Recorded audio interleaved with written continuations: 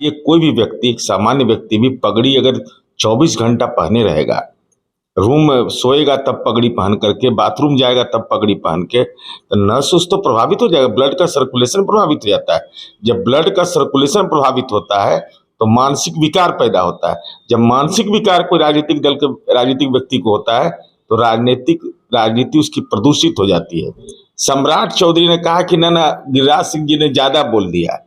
अब ये स्थिति इन लोगों की है कि आपस में सरफुटौल है। अरे ठीक है, नरेंद्र मोदी का कुछ समय खराब चल रहा है तो आंख दिखाइएगा बिहार से। ये तो अधिकार नरेंद्र मोदी जी का था कि कौन मुख्यमंत्री का उम्मीदवार होगा, वो भी अधिकार आपने ले लिया। नमस्कार, आप देख रहे हैं 4 PM बिहार और मैं हूं अभिषेक मिश्रा। सम्राट चौधरी भारतीय जनता पार्टी के प्रदेश अध्यक्ष हैं। प्रदेश अध्यक्ष बनने से पहले भी और बनने के बाद भी लगातार ये दावा करते रहे हैं कि उनके माथे पर जो पगड़ी है वो तब खुलेगी जब वो बिहार के मुख्यमंत्री नीतीश कुमार को सत्ता से उखाड़ फेंकेंगे। एक दावा यह भी है कि जेडीयू के ज्यादातर लोग या कई लोग बीजेपी में शामिल हो जाएंगे, जो मीडिया रिपोर्ट्स के हवाले से जानकारी सामने आई। हमारे साथ जेडीयू के मुख्य प्रवक्ता और सरकार के पूर्व मंत्री नीरज कुमार हैं। सर, सम्राट चौधरी ने एक तरह से प्रण ले लिया है, पगड़ी है माथे पर, कह रहे पगड़ी खुलेगी तब जब नीतीश कुमार को सत्ता से उखाड़ फेंकेंगे। सम्राट चौधरी जी दल बदलू हैं और विभिन्न दलों की परिक्रमा करके आए हैं, तो ये बड़बोलेपन के शिकार हैं। हमारे दल के कार्यकर्ता संतोष कुशवाहा ने कल ही संवाददाता सम्मेलन में कहा कि इनकी मां का दुखद निधन हो गया था, उसी समय पगड़ी बांधे थे।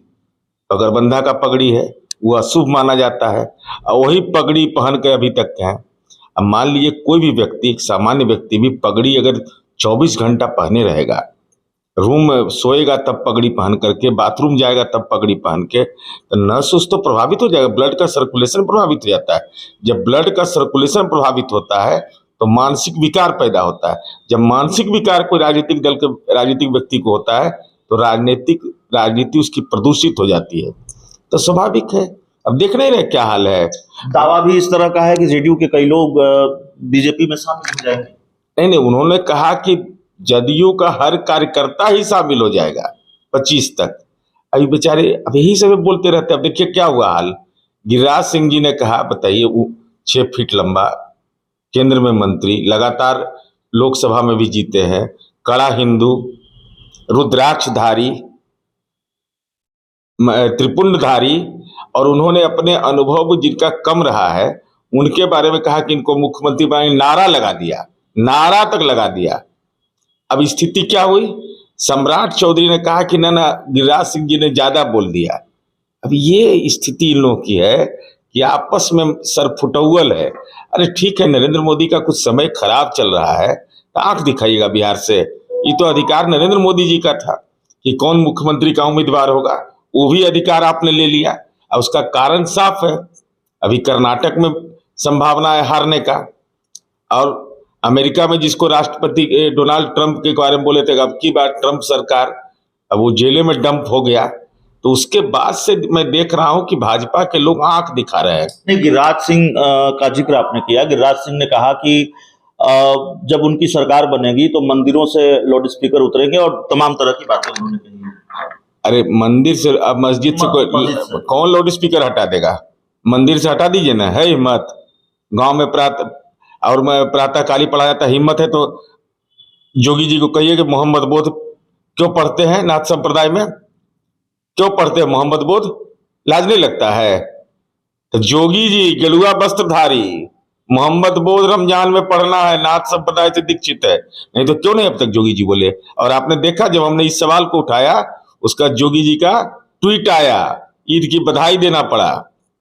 अब लोगों को तो जानकारी है नहीं, जो आजकल हमको लगता है जोगी गुट में लोग शामिल हो गए हैं, मोदी जी को आजकल साइड ट्रैक। एक आखिरी सवाल है सर, जिसका जिक्र पिछले कई दिनों से है, आनंद मोहन की रिहाई। 8 मई को सुनवाई होने वाली है। उनकी पत्नी ने जो सुप्रीम कोर्ट में याचिका दायर की है, पहले से सरकार की किरकिरी फजीयत हो रही है इस पूरे मामले को लेकर। जो राजनीतिक विरोधी हैं मुख्यमंत्री नीतीश कुमार के, सहयोगी माले ने भी सवाल उठाया है। क्या सरकार की चिंताएं बढ़ सकती है ये जो फैसला लिया? कि राज्य सरकार ने और देश के केंद्र सरकार के दिशा निर्देश के अनुकूल परिहार बोर्ड में बगैर राजनीतिक हस्तक्षेप के कानूनी अधिकार प्राप्त जिनको था, जिन्होंने अपने सजा की अवधि पूरा कर लिया, ये कोई आज नहीं हुआ है, इसके पहले भी लगातार लोग रिहा होते रहे।